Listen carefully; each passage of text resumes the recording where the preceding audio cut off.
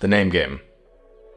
The name game is an opportunity for our competitive athletes within Sport Fitness to throw down, right? Compete. And that is one of the primary goals, is to work on the skill of competing. It's a skill. And if you are an athlete who competes in a sport, it's important to do your sport, right? Coach Chris and I have talked about how it's very similar to like a scrimmage, right? If you are going, sparring in every single, to go to like the boxing worlds, like every single day, is that a good thing? No. But should you do that sometimes? And do you need to do that in order to be prepared to go out in the ring? Yes. Again, it's a similar thing here where we're talking about if you're in the sport of CrossFit and you're trying to compete and be at your best, you need to practice the skills of competing. And with online qualifiers being as big as they are, that's a whole nother avenue that we can go down. But it's really important that even in the comfort of your own gym, that you can optimize for a test in terms of the standards, how you're setting up for that, how you're preparing for that, your filming process, and we practice all those things in this name game session. So, to clarify, this is not an individualized session. This is a session that is, again, something that will be not necessarily exactly the same for every person, because we probably will pull out different scales, different loadings for different people, adjust things as we need to, but basically we have something that's in the back that our coaches have that we can then give to each of the athletes, and it is going to be essentially the same workout, again with the goal of the stimulus being the same for each person who does it. And that basically, again, it allows for one time throughout people's week, and typically it's not more than that. That is not individualized, and that is good in the fact that it allows you to compare to other people's scores. So we get comparative data, and we have, as all of our coaches, we see what our athletes get. We talk about strengths and weaknesses of different athletes and our community as a whole, like where we need to kind of drive things forward and where we're feel like we're doing okay. So yeah, it's not something that's individualized, but that's by design, and it's appropriate because, again, I think it's really easy for people in CrossFit to get sort of okay, I hired an individualized coach. However, they feel like if there's something isn't individualized that coach is giving them, then that's a bad thing. I think that's only reflective of, you need to understand that as a sport, the sport is the same for everyone, right? So in terms of how you're actually going about attacking it, it's football is football. It's not different if you're a linebacker versus a quarterback, right? It's the same rules, it's the same sport. How you go about attacking it might be different. And that's the same thing for us and our athletes. So again, in this one time throughout the week to have an opportunity to throw down, be at your best, and compare against other athletes and what they're able to do in the exact same test is a very important thing, because that's what you do when you go out, so to speak, onto the competitive landscape and you go to the open, or you go to quarterfinals, or you go to an in-person event with other high-level people there. You're trying to be the best that you can across a body of tests. Again, that is what we're optimizing for. Not to beat a dead horse, I just wanted to make sure we're clear.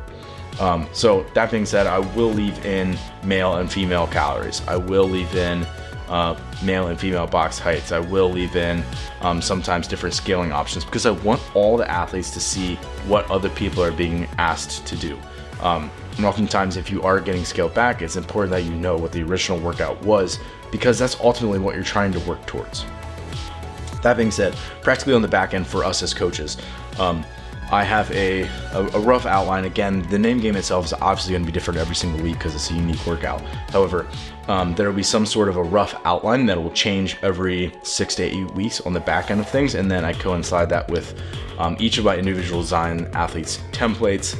So their skeleton for the week, their weekly outline, I know what Saturday is, and that way I can make sure we're not hitting the same priorities that we hit on Saturday earlier in the week. So for example, this current cycle that we're going through with each of these name game sessions, if you're doing a full name game session, not just the name game itself, is rope skills. So in this case, it's often crossovers, crossover double unders, things along those lines.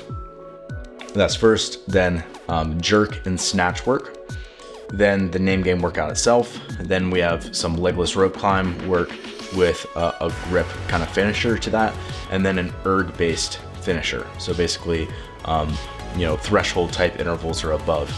And that's all the priorities that I know are on the back end. And again, that way I make sure that if athletes are training on Friday, that they're not hitting those same priorities, and that we're able to sort of sandwich other things in there to make sure that we're getting the most productive training in the week, and that we're not hitting the same things on back-to-back training days. So that is the name game session.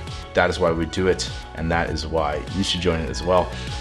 Again, I'll link to it below, but we have a web page where every single previous workout we've ever done for the name game has been on there. So I encourage you to follow along, even if you're not one of our athletes, but that is the name game session. Today we're going to try something a little bit different. As you just heard, every week the Zor community collectively takes on a workout that was written by one of our coaches. We always get one of our athletes to demo the workout, and then we release that to our YouTube channel a couple days before we actually take it on. And so our coaching staff thought it might be helpful if we release the audio version to the podcast platform to allow more of our athletes as well as other athletes to have exposure to these workouts and be able to take them on and have that strategy ahead of time before going into it. So if our listeners and our athletes find value in this, we'll probably continue to publish these to the podcast, one about every 2 to 3 weeks. And likewise, if people don't feel like they're getting a lot of value out of it, or they're annoyed by the fact that we're publishing these, please let us know. We'd like open feedback. And if that's the case, please be honest with us. You can reach out on social media. And if you really enjoy this, remember that there is a video version on our YouTube channel if you'd prefer to watch that. Now, let's dive into the workout. Welcome to the name game. Workout number 129 is Ascent. 4-time with a 20-minute cap, 9, 15, 21 of bar facing burpee, deadlift at 195 and 125, and box jump over at 24, 20 inches. Immediately into 6, 9, 12 of bench press at 195, 125, deadlift at 335, 215, and box jump over at 40/33 inches. What's your strategy, Riley? I'm gonna go pretty conservative on the first part. Let's see what I can do with the second part. But Any break strategy on part 2? I feel like that'll go by feel. Same with the first part, or just kind of take it slow? I mean, I want to take the first part slower so that I can avoid my back boning up, but Cool, good luck. thanks.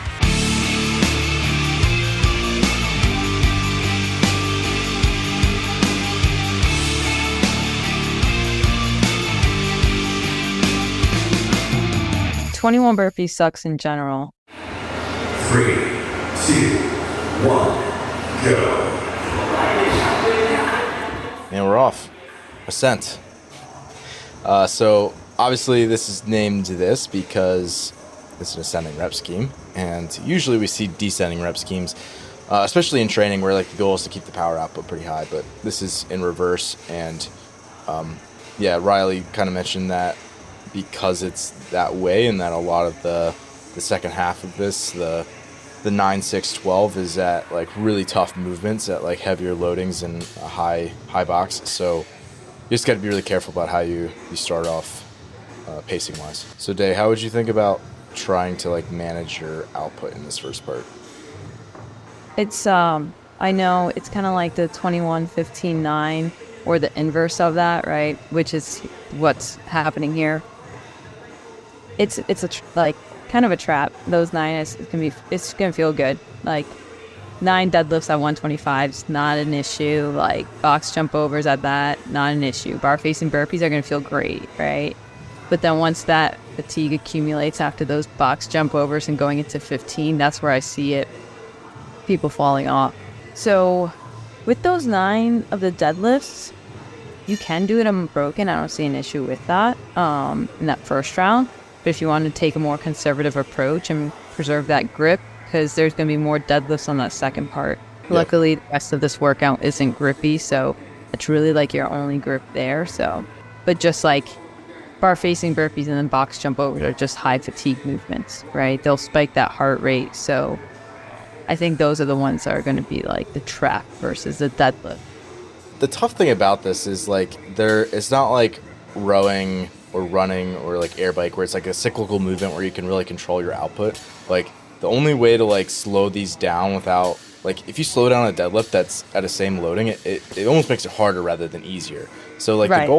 isn't really to slow it down. It's and so like your option is to either break and stop completely or just keep moving through the reps. And these are pretty easy reps, so it's hard to like mentally to want to like break them a lot in this first part until you actually get tired where you're like, oh, I feel like I should break now. So yeah, and that was something that Riley and I had kind of talked about afterwards. And I don't really have a great solution for that. It's almost like in the round of 9, just kind of like you're gonna feel good, so just kind of use it, and then maybe in the round of 15 just start breaking it, even though you're gonna feel fresh still.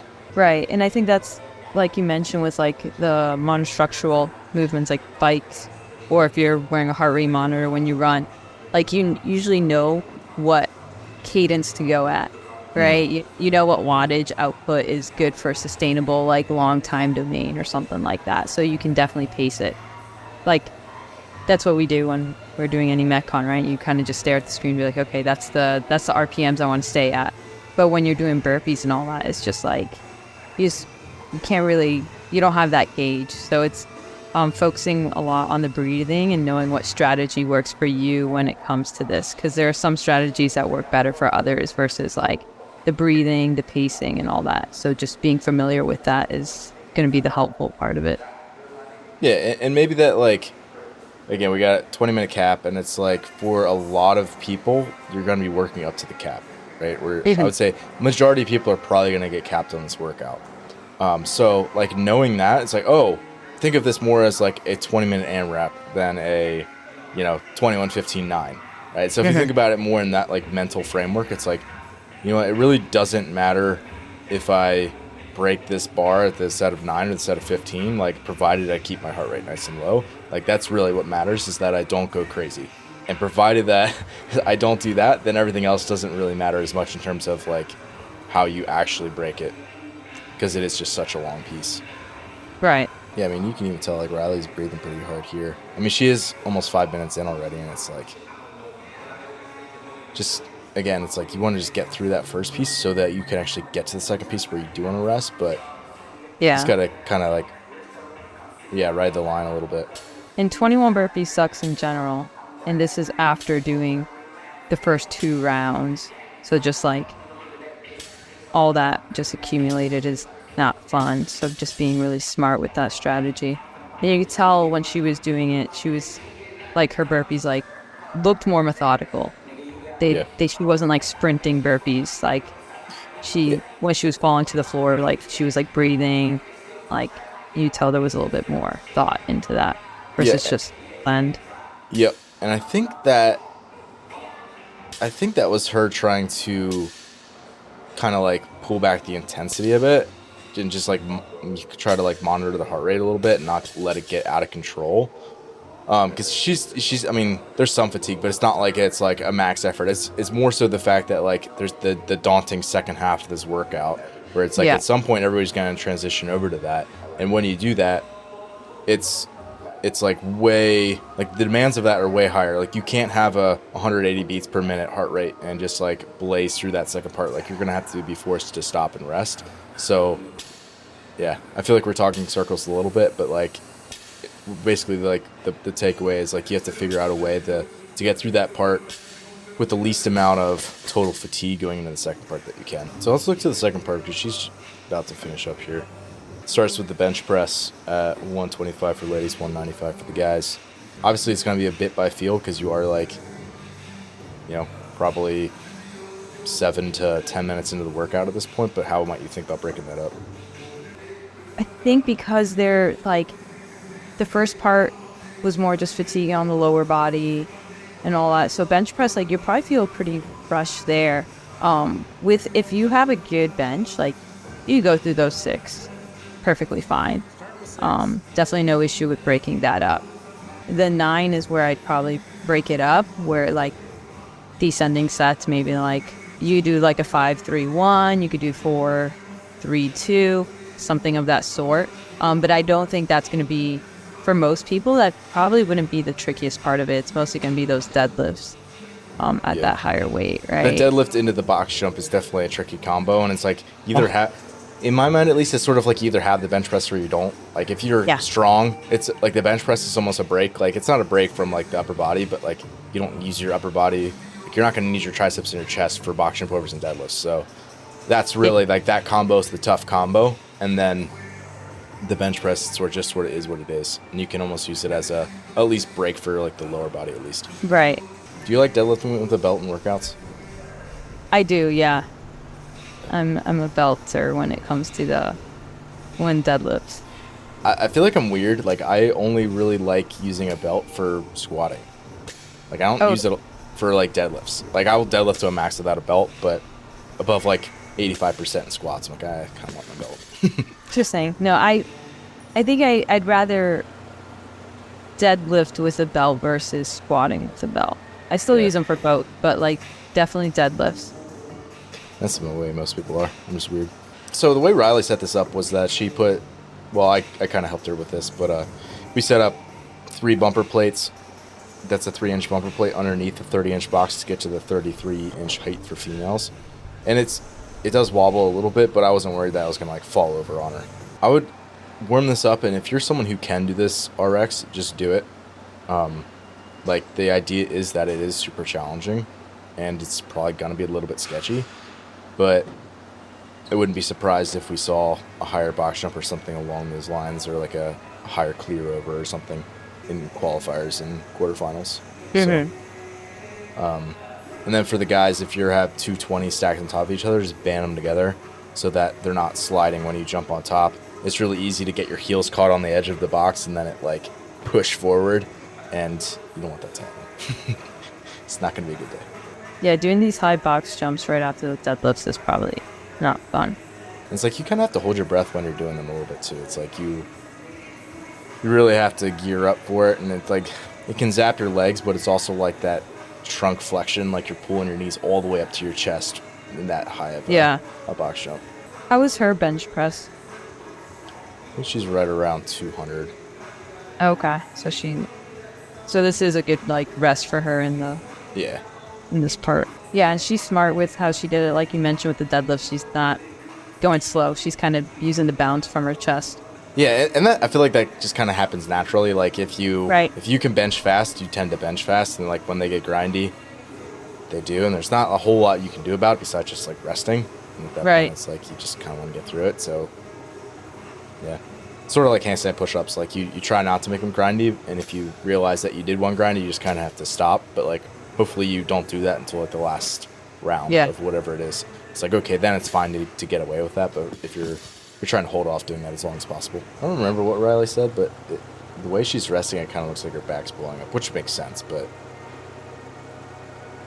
I would definitely imagine people are going to deal with, like, I feel like the deep hip flexion combined with, like, heavy hinging can get a lot of people's low back, especially when you're breathing hard, which obviously she is at this point, everybody will be. Would that box setup sketch you out? Luckily, she's a good athlete, so it's like I would trust her in doing it. But like any normal person, I'd be like, absolutely not. It's tough because like I don't know what they're gonna do. Like I'd love to see like a quarterfinals test, like a higher box jump or something along those lines. But it's just like unless like you do something like this, it's like 20, 24, 30. Yeah. It's like okay, most people have multiple of those, so you could stack 2 of them together and make 40 inches, but they're not going to probably have the females do that realistically, unless it was like a box get over and they use like 48 for males, which that point is a very different movement if you can use your hands. But so it is sketchy, not gonna lie, but at the same time it's, I don't know, I have my athletes do like plyometric style, like higher boxes and stuff quite a bit, so hopefully they're at least a little bit comfortable jumping onto a high box. Yeah, it's like you also be like comfortable jumping that height, just like that high power output under that fatigue. Like you have to be comfortable that you have a good box, like your vertical jump or whatever is pretty good. Because if like you're just barely getting 36, like this workout, like you're gonna have to go on like drop it down to 30. If like normally you can't even do it when you're fresh. Yeah, for sure. I mean, if you're warming up and you're too sketched out to even do a rep or two. Yeah. I mean, and I think honestly that's probably going to be like how most people have to scale something like that. It's just like they're mentally, it's like a mental block. They're like, they go to jump on and they like dip down and like, nope, can't, don't feel up for that. The other thing that was kind of interesting with when she was jumping over, it's like when you cash that low, like ideally in like a box jump over like she did in the first round of things, like the 9, 15, 21, it's like you land on sort of the far side of the box, and that way it makes getting off the box a whole lot easier. Whereas like when it's that high, it's like you land on the very edge of the box. You're almost like using your feet to like hit the corner, and then you can kind of like use that to get up, and that way if you trip, it's like not a big deal. And then, but then she has to like either like stand up, get over, or like she does this little like duck walk to get across the top of the box. So that's another thing people are gonna have to think about is like, maybe don't even think about, but like at least practice is like when I get up there, I'm gonna be on the very edge. How do I get across the thing without standing up the entire way? Because obviously you don't want to stand up. Yeah. So she broke that last set of bench press. Shout out to the ladies. I made the weights even for you guys and made it odd for the guys. I feel like the ladies are always getting screwed from CrossFit HQ in terms of like they get weird weights and the guys get like normal weights. Yeah. Like what is it? Like they always use like 315, like 205. And it's like, why not use like 215? Like give them an even number. Yeah, very. Like why does it have to be 205? Like you should never have to break out a 5-pound plate. Yeah. Unless you're like lifting to a max or something. So I was like, you know what? I'll let the ladies have the even numbers and the guys will do something weird. So the guys have the 195, 335. So it's a little bit off. You kind. Very thoughtful. No problem. In the words of Chris, I'm a man of the people. And this last set of box jump overs actually goes really well for her. And I think it was just like a matter of like at that point you're kind of through that last bar and it's sort of like that sprint mentality to finish it out. But I mean, overall, I was pretty pleased with how she paced this one. And that's the other thing is like when you're in a workout like this, like I feel like I'm just making excuses for myself at this point, but like I just feel like I can breathe so much better if I'm not wearing a belt. You think like so? Yeah, I mean she's like undoing it each time and kind of like taking a break and letting herself breathe, but like I don't know. It does like when you're trying to breathe and it's like kind of snug.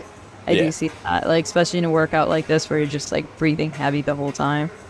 I feel like half the time if I go to deadlift and I'm like wearing like a belt and it's like super heavy where it like starts to like crunch me a little bit, like it feels like I'm gonna puke because it's like digging into my ribs. Yeah, right. It like digs right here.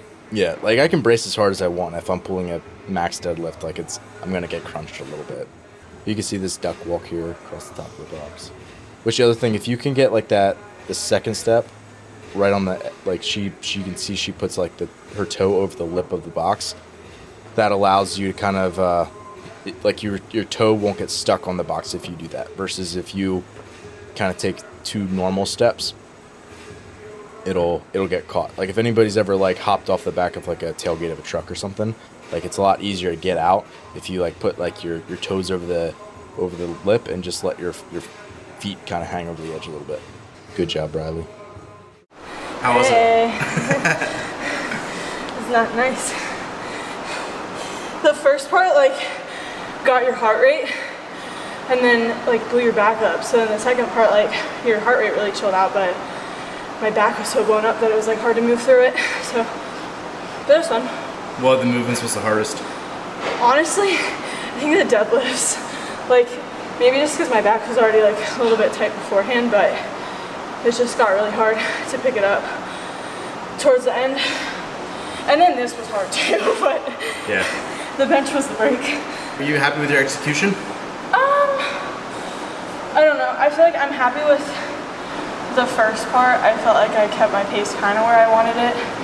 Just like pretty conservative, but like moving through it.